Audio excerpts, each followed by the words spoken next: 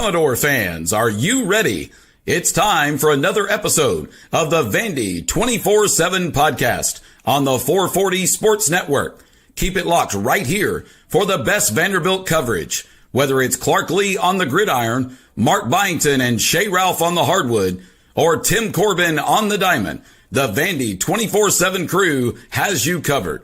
If you haven't subscribed yet, please do. Also, like this video and subscribe to the YouTube channel. That's free and easy to do. Follow the crew on Twitter, Apple Podcast, and Spotify for podcast episodes. Lastly, if you're interested in sponsoring the show, email Chris Lee at chrislee70@gmail.com. And now, pull up a chair. It's time for another episode of the Vandy247 podcast. Welcome into Vandy 24/7 Live. I'm your host, Billy Derrick, on the Believe Network. With over 500 shows, Believe reaches audiences across all major podcast platforms. So we're honored and blessed to be a part of the Believe Network now, moving forward. I'm joined today by Mr. Luke Wyatt, back in the saddle. We're talking a lot of baseball today. We'll talk a little bit of basketball as well. I don't think we've connected with Luke since really before the SEC tournament. So we'll talk a little bit about how the basketball season ended, as well as a lot of baseball today, and diving into the state of the program and some of the narratives that are being thrown around really the last week or so. And we've heard it really for the last couple of years, but I want to get Luke's take on a lot of that. And our baseball coverage is brought to you now by Sanders Moving, leaders among moving companies here in Nashville and the surrounding area. Their team of professional movers are focused on delivering efficient, hassle-free moving at an affordable price. Whether you're moving across town or across the country, Sanders Moving has you covered. Visit them at tedrsandersmoving.com. Luke, what's been going on? Man, just life and following all the sports. Disappointing how we went out in basketball so quick, but you could see it coming. At least I could. As the season wore on, I felt like the guys got wore down, but I'm still excited about baseball and where they're going to go. They haven't even scraped the surface on what they can do. I want to stay with basketball there before we get into a lot of the baseball. And again, we'll get to the mailbag questions. And if you guys who are in on the live stream want to fire away questions or comments as well, we'll get to some of those. But the way it ended, Luke, obviously was disappointing with 4 straight losses. And look, we knew this team was flawed. We knew what their inefficiencies were. But to get to the NCAA tournament as a 10 seed, whether it was anxious or not, right? They had probably some sleepless nights there the last couple of nights leading up to Selection Sunday. But to see Vanderbilt on Selection Sunday in that bracket and just see them, I mean, you print out the paper bracket, you see Vanderbilt on there. It's like, man, this hadn't happened in a while. So as disappointing as it was, Luke, are you still able to find the positives there despite the ending? And look, they should have beat St. Mary's, right? They could have won that game. They probably should have won that game, and probably would have matched up better with Alabama. But woulda, coulda, shoulda, and it's there's no use looking back at what happened, because you got to move forward quick now. Right. Well, let's just go back to the very beginning of the season, where I think my prediction was 17 wins. I'm not sure what you predicted, Billy, but the consensus was Vanderbilt was picked 16th. So if you finish, which they tied for 9th, I guess it was, in the SEC, so you were 7 spots better than anyone thought you would be. When you take a team that basically an entirely new team, with the exception of J.Q. Roberts and some walk-ons, and put that together and go through the gauntlet, that's the other problem here that we really have to look at it. I know everyone has, Billy, but the schedule down the stretch, I think that wore us out. I really do. Yeah. A lot of people had, the league was littered with top 20 teams, but Vanderbilt had a stretch there. I can't remember how many in a row they played against ranked teams. And if you notice, the fall off came after they completed that gauntlet of the ranked teams, because Arkansas and Georgia were not ranked and they lost to them. They got through, and after that Missouri game, I feel like, and the Ole Miss game, I felt like they kind of let go a little bit because they were exhausted. That's not an excuse. I'm just telling you how it panned out. I felt like Hogarth's play toward the end was poor, and that really hurt the team. I'm not blaming it all, putting it all at his feet, but I just think that Hogarth was so strong with the basketball, and on games where he played well, like the Missouri game, like the Ole Miss game, it gave us a chance to win. And I think he was out of juice personally, and that was one of the big reasons. I think that, Hogarth was the highest paid kid that they brought in, I think. And they relied on him to make more shots. He didn't finish around the basket like he should. And I'm not putting it all at his feet, but I think he was a key factor. And just the general thing that they got wore down. They really did. Yeah, lost 7 of their last 10 games. But you look at that 3-game win streak, that's what got them in the tournament, beating Ole Miss, A&M, and Missouri all in a row. 2 top 15 teams. You beat Missouri at home. In my mind, that Missouri win, maybe it was the A&M win, but the Missouri win cemented them into the NCAA tournament. You probably could have said that after A&M. But after the Missouri game, didn't win a game the rest of the season. And like we talked about, only one win in March. It was that Missouri game. But to lose to Arkansas at home and then go to Georgia and lose to Texas in the SEC tournament and then lose to St. Mary's, how do you look at that, Luke? Are you looking at I know you talked about Hogarth's struggles, and he played really well against Missouri. That's the thing. And he said, man, it's March 1st, and he, with all of his tournament experience, you would have thought he could have played better in March, but he didn't. And again, it's not all on him, but how do you look at that? Are you looking at that as okay, we need to look at some major changes to some guys that are in the program, positionally, style of play? Like, how do you look at how they finish the season? I think because of the lack of size, that's the other factor. Having guys play out of position, so to speak. We didn't have a true 5, and we battled that the whole year. And then the foul trouble that Carey and McLaughlin would get into, that was a huge factor down the stretch. That it just seemed like every game by halftime or 5 minutes into the second half, they've either got 3 or 4 fouls, and you're playing hamstrung there. And let's go back to the beginning of all this when he had to put together a team that you didn't have a team, so you've got all those different personalities that had to come together. And I'm sure there were times in the locker room I felt like there was some, and I may be wrong here. I'm not saying this with knowledge. This is my opinion. I felt like there was a little bit of friction between Hogarth and maybe some of the other guys, especially Edwards. And I think that was some stuff they had to battle through as well. Losing the last 4 always puts it's kind of like losing a bowl game, I guess is the best way to put it. Mm-hmm. You're kind of disappointed.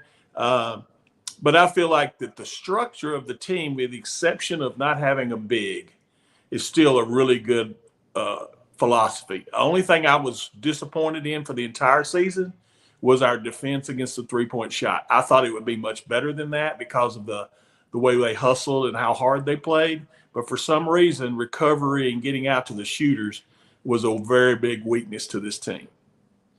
All right, before we go to baseball, and again, I want to say get your comments, questions in live if you're watching there.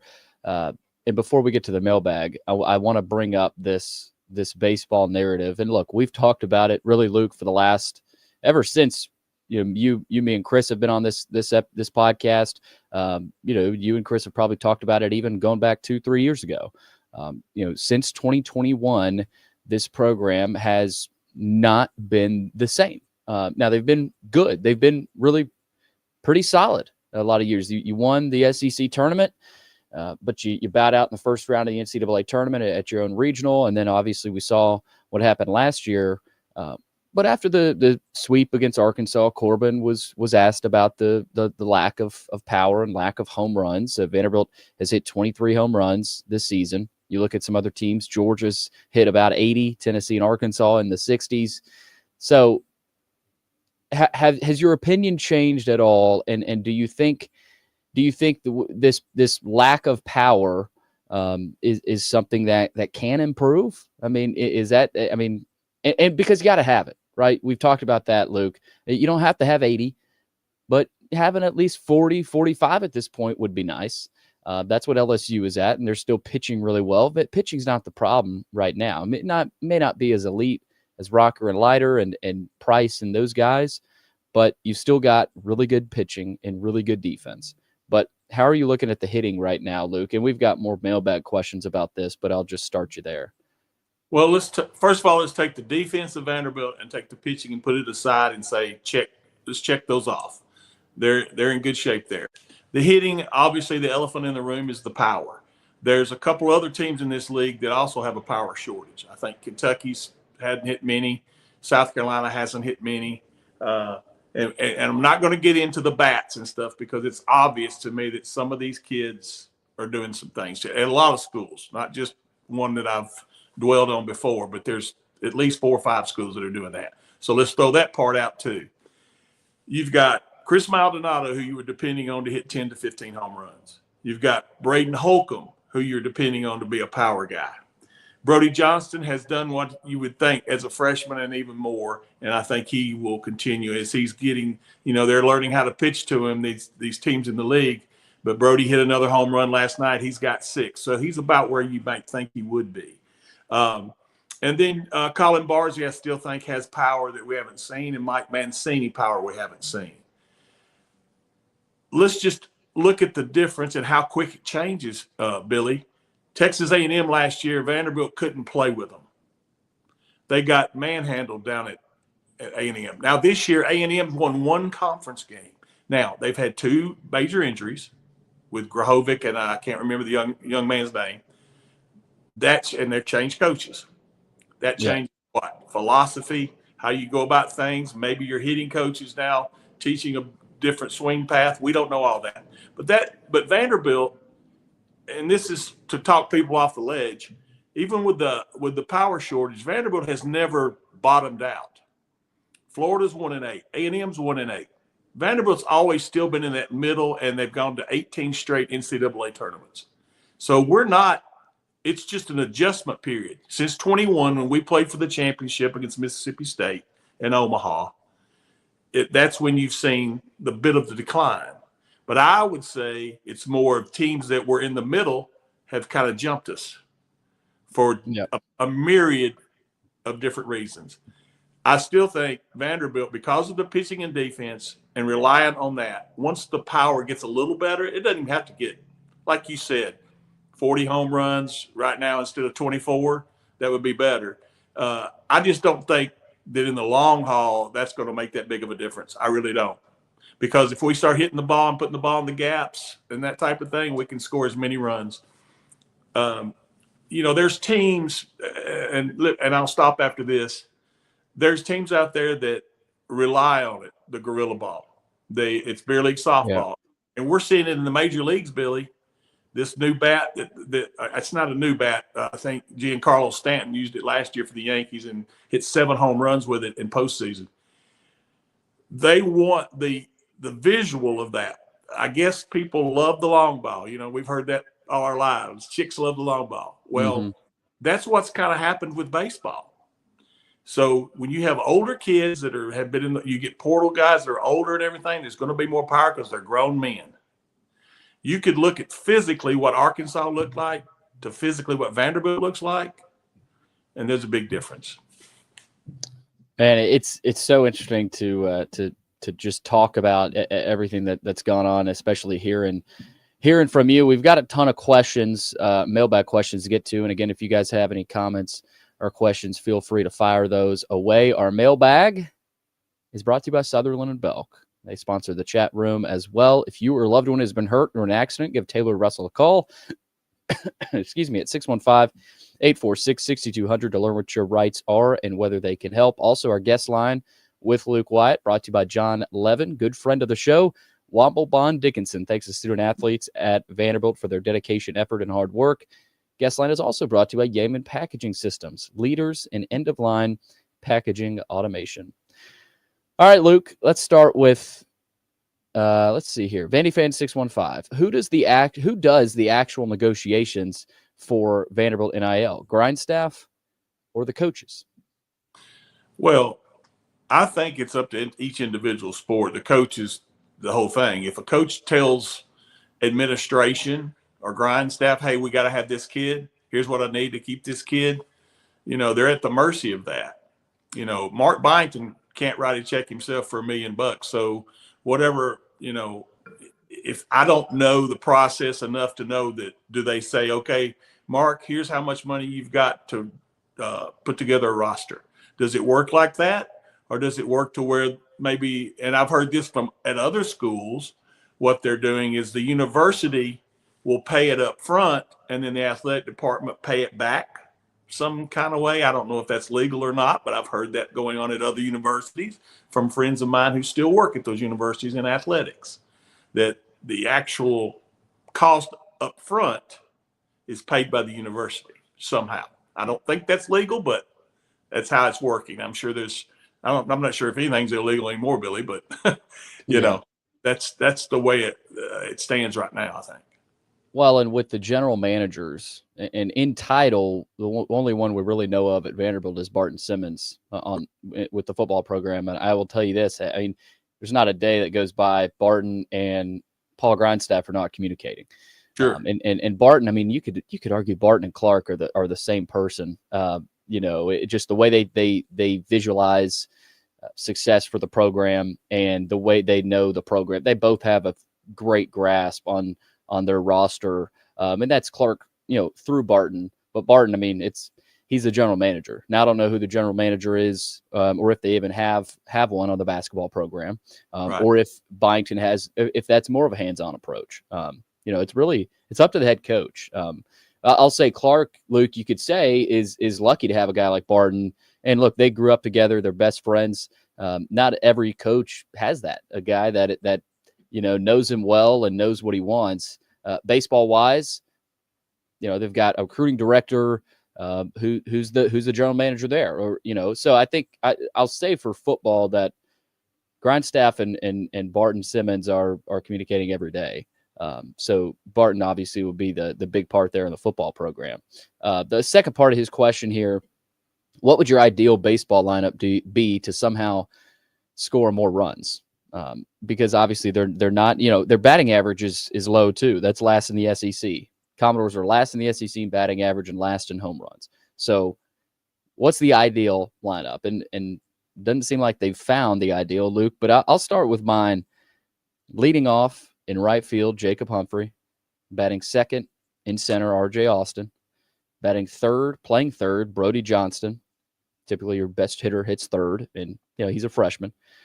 Batting fourth, first base, Riley Nelson. Batting fifth, DH, Braden Holcomb. I would have Braden Holcomb in the lineup. And maybe not every night, but ideal lineup, you put a gun to my head, this team has to go win one game. I'm having Braden Holcomb in the lineup. Batting sixth and catching, Colin Barzey. Like his contact. We've seen him show some flashes this year. Batting seventh and left, Rustin Rigdon. I like him a lot. He's doesn't have a great average, but he's done enough for this team. He stepped up in some big spots. Batting eighth, Mancini playing second, and then ninth, Vastine playing short. He hasn't hit well. He hit a little bit better there late in the series against Arkansas, and last night. That's what I would go with, Luke. I don't know what you would have. Well, the only name that was left out there that definitely has to be, because if he gives you great at bats, is Mac Rose. Yeah, Mac Rose is one of the. Again, if you're talking about power, you want Holcomb in there. You also want Maldonado to come around. That's the reason why he was in the lineup yesterday. They're hoping that Chris can come around, because that's a power bat. If you're talking more power. Otherwise, I pretty much agree with all that. The frustrating thing again is the guys that you depend on for the power, it hasn't been there. So let's just say if they had reached their potential, we'd be sitting here not talking about this, because we would be where you said, around 40 home runs. As a coach, I don't know what else you do except give them opportunities, which everyone he's messed with the lineup several times. And that's all you can do. That lineup that you mentioned, you got to have Mac Rose in there somewhere. Not sure where I'd put him, but Mac Rose has, because his at bats are some of the best that we have.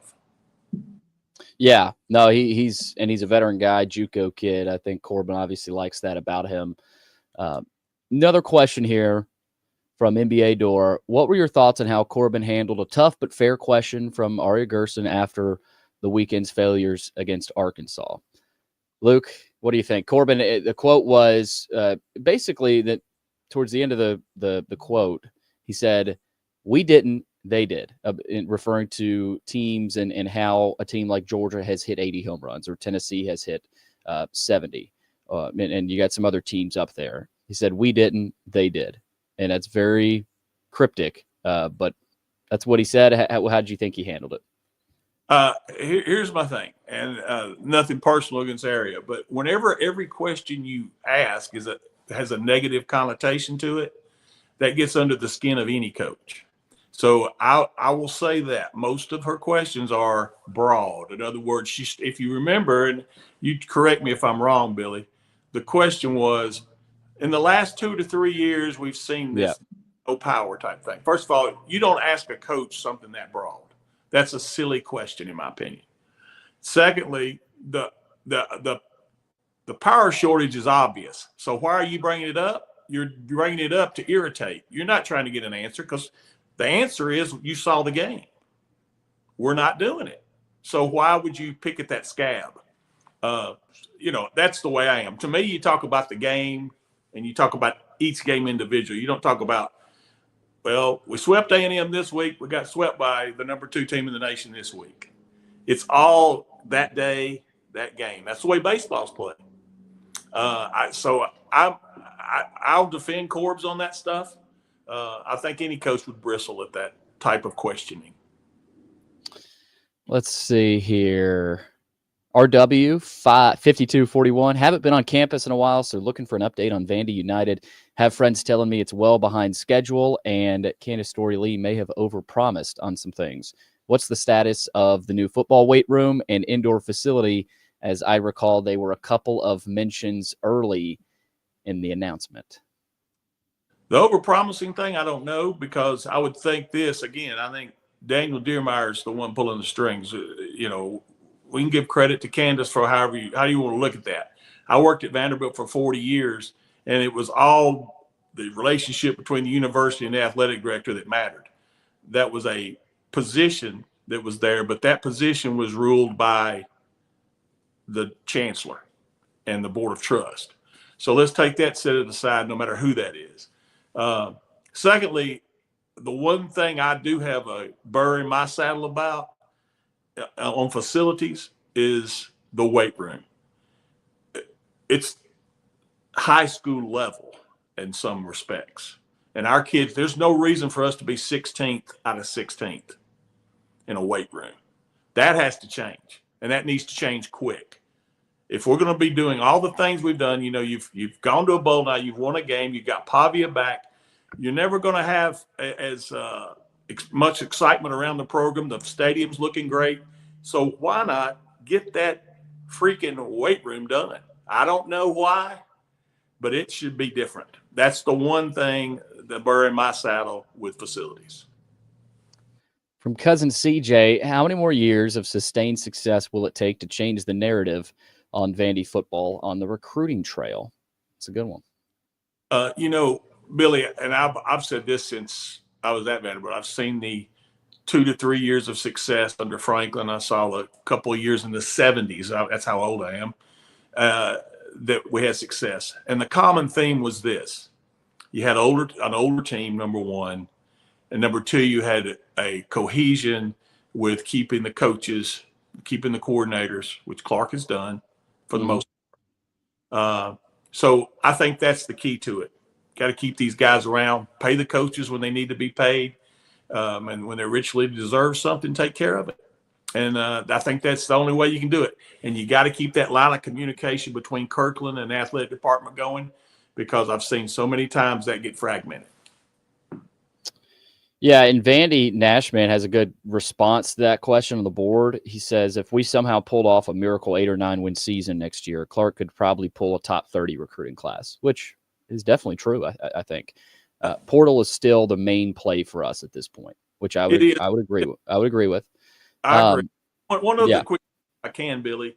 Something, and I'm not using this as an excuse, but I do want everybody to keep remembering this. when we start talking about we finish second on a lot of players, a lot of times if you notice that second, we don't finish second to an academic school. We'll finish second to a state school, because keep remembering this, you still got to go to class at Vanderbilt. I'm not saying they don't go to class at, say, Alabama, but that's still a factor in all of this as well. Yeah. He also said, think we need 6 minimum again, which I would agree with. The schedule's tough again, Luke.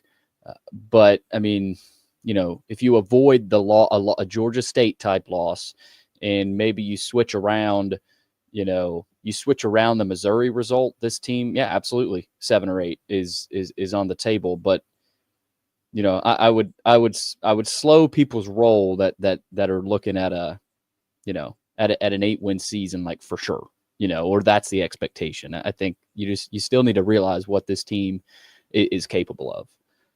I agree with that. You got to flip. Instead of having to play in Alabama and the Texas on the road, you need that Mississippi State and Arkansas. Mm-hmm. Yep. Boy, that'd be nice. Let's see here. I think that's it for the football questions. I know we've got a lot of basketball, so wanted to get the football questions out of the way. Let's see here. Sorry, they mix them up here. Okay. From B Sheridan 15, what is your level of concern thus far with the basketball portal departures? It feels like everyone hits the portal now to figure out what their value is. Jason Edwards hits the portal. Jalen Carey hits the portal. MJ Collins hits the portal. Really no surprise about JQ Roberts and Williams as well. But what's your level of concern, Luke? My concern is this. We're down, and you correct me if I'm wrong, but you now have 15 scholarships, and that's it. Basically, you have 15 players on your team. You can't have, like we had last year, 18 members on the squad. You can't have all those walk-ons. So when you're replacing players, basically you're still looking at, all right, I got to have 10 and 11, 12 deep. We lost Hemingway and Wright right off the bat last year, and we still were able to get to the NCAA tournament and win 20 games and win 8 conference games. So if you get I'd say 6 guys right now, because I count 6 guys returning if Wright is coming back. So the other 5 plus Wright, that includes the 2 incoming freshmen. You're not going to play. Kids aren't going to stay and play if they're not starting or if they're not on that first guy off the bench type stuff. That's the problem with the portal. Guys leaving for different reasons. Money, obviously, number one. Number 2, a guy like MJ Collins, I would think he's leaving because he doesn't see himself as a starter. So, and he wants to go somewhere and play, and I can't fault the kid for that. This is going to be this way from here on out. Everybody's going through it. Georgia has lost just about their whole team. So, it's just every year it's going to be this way.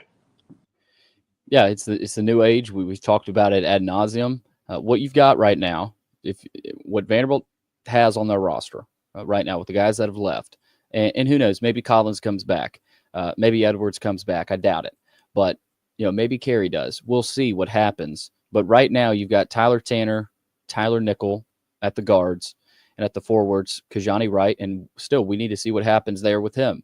Does he move? What's his health status?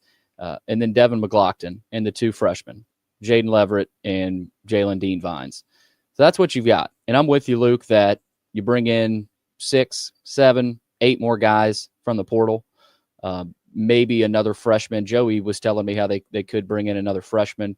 But right now, again, we talk about the football team being portal-based. The basketball program's heavily portal-based right now. So I'm a little surprised. The thing I'm surprised about is I didn't think there'd be this level of turnover because you're basically not rebuilding, but you're going to have another unrecognizable roster from last year. But welcome to the portal. We weren't really used to that. I mean, under Stackhouse, you weren't used to that turning into a winning product. Now, you've seen one off season what Byington can do. I think the challenge now, Luke, is can you follow that up once again with a group of misfits you got to bring together, and now he's got that tournament product though, and that's got to be big for them to sell. Right, that's correct. And having McLaughlin, Nickel, and Tanner back, that's a great core. Yep. So, yeah, would it have been nice to keep Edwards? Would it have been nice to keep Collins and Carey? Absolutely. But those guys also understand what Coach Byington wants, and we've got to have a 5 on the floor that can protect the rim. We have to have to get to another level. From JD Dorr on basketball again, Vandy has had far more transfers out than other SEC teams. Why do you think that is? You just hit on that, Luke, a little bit. But to me, it's also because Byington can afford this level of, and most coaches can, but Vanderbilt's collective can afford it. Right. Byington can afford to lose Edwards, right? And look, Jason Edwards was electric, right? He was their leading scorer. He was their best player. They had to have him. But the way last year's team was built compared to the way Byington wants to build this year's team is totally different. And he may have said, hey, we don't have to have Edwards. And we may want a guy that can guard. We may want a guy that's more physical. So people got to understand that too, right? It hurts to lose Edwards. He was a fan favorite. I hope he does well. And man, he brought some big moments to Memorial Gym, but there's also the aspect of how Byington wants to build it. And you've got to remember that. And Jalen Carey too. Jalen Carey is a physical force. I think he's going to be really good. I was a little surprised to see him leave, but then I thought about it again and I said, okay, number one, 6'8" guys, in the SEC, if they're big, they can hold up. But I mean, you saw them get in foul trouble, and Byington is probably looking at it going, man, it'd be nice to have at least one 7-footer that can protect the rim. You saw what St. Mary's did. That was probably the final straw for that staff going, hey, all right, we need a 7-footer, a guy that protect the rim. So my answer to this guy's question, why do you think that is? I think it's a lot on the staff saying, hey, we need to improve and we've got to change. We can't, they probably had to have some hard conversations. Absolutely. I agree with that summation all the way. Yeah. Okay. I think we've got one more basketball one. From Ben Wheeler. After last year, I trust Byington can get it done in the portal, but it seems so far that we've been a little behind on some guys that would have been great to get. Have not heard any updates on the guys that we know have visited either. What are your thoughts on where we are, where we're at based on what you've heard? Well, I know they feel good about the guy from Cornell, A.K. Okereke, is how I think you pronounce his name. That's correct. So keep an eye out on him. 7'3" guy from Youngstown State, Gabe Dines. I think they feel pretty good about. And Joey and I talked about it yesterday. The third guy being Frankie Collins from TCU is, I think, a guy they could get. I don't know if you've heard anything else, Luke. I mean, it's so hard to keep up with a lot of this. You hear different things, but that's what I would say. And I put that out yesterday. No, the one that I feel strongest about that we have a great shot is Frankie Collins. That's the one I'm hearing on the street. Okay, yeah, and look, he's a guy that you see what they want, right? He's got the physical traits. He's played a ton of basketball. He can really guard, right? They and so that you can tell that's what they were looking for. Let's see here. See if we've got another one. I think that might be it. Well, one. All right. I think we've got. Sorry, Luke. We do have some. Justin has a bunch here in the chat. I want to get to a couple of his. Okay. He says, is Tim Corbin the program or is Vanderbilt baseball the program? Well, if you look back, Vanderbilt baseball was nothing. I mean, you look at their park, Luke, you remember what it looked like to what it is now and what it's going to be here in a few years. Tim Corbin's the program. He built it. So I don't think there's any disputing that. Yeah. No. Non-question. No. Let's see. Justin also asks, will the baseball stadium upgrades ever actually be completed? Well, sure. They will be. I mean, there was a time there when it kind of slowed down and had to because of all the other construction going on around it. And I get that. I have a family member who's an engineer, and he was explaining all that to me because I was frustrated. Yeah. I didn't know, and he explained it to me. No, the one point I wanted to make real quickly is I think Tyler Tanner will make a huge step offensively next year.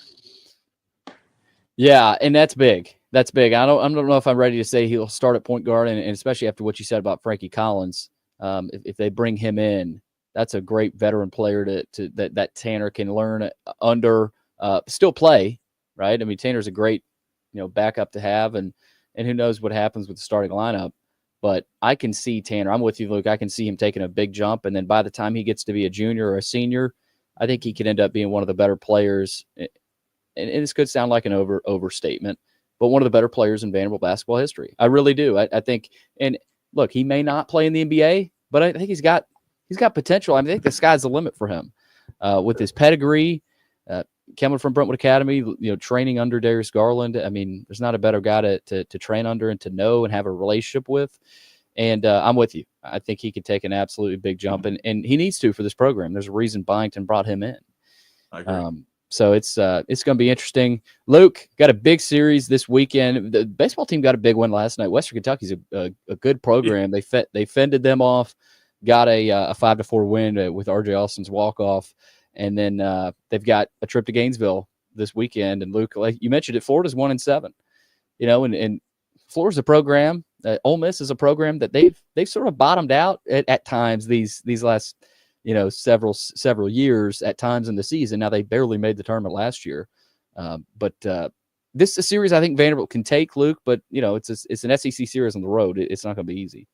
No, the road series are really tough. That's the reason why it was impressive what Arkansas did. Now, obviously, we could have easily won the second game with it. We lost in extra innings. That was all on us and our breakdown defensively, which is very rare for us. Getting the sweep at A&M kind of offsets getting swept by the number 2 team in the country, Arkansas. I do think Arkansas is a definite Omaha team. I mean, that's, Captain Obvious here, but I think they're probably one of the top 3 teams in this league and will be when it's all said and done. For us, we'll see. Step. It's going to be interesting. This SEC is as competitive as ever, as we know, and Vanderbilt's got some tough ones coming up. Wait till Georgia comes to the Hawk, and you got to go to Knoxville. You got to go down to Oxford. So a lot of baseball left, and a lot of motivation for this team, like I've said too, to see what happens. So big series this weekend in Gainesville. We got football spring practice rolling on. And Luke, I know you went to one of those practices. I've been to a couple as well, so we'll wait for the spring game and have some takeaways from that. But appreciate you for taking the time today. Absolutely. That's Luke Wyatt. Love having him on, and again, I love having you guys a part of the podcast. Give us a review, 5-star rating. That helps us get noticed. If you're listening and haven't subscribed to Vandy247.com yet, please do subscribe to our YouTube channel, like this video, and fire away your comments and questions. For Luke Wyatt, I'm Billy Derrick. Thanks for joining us again today on the Vandy 247 podcast.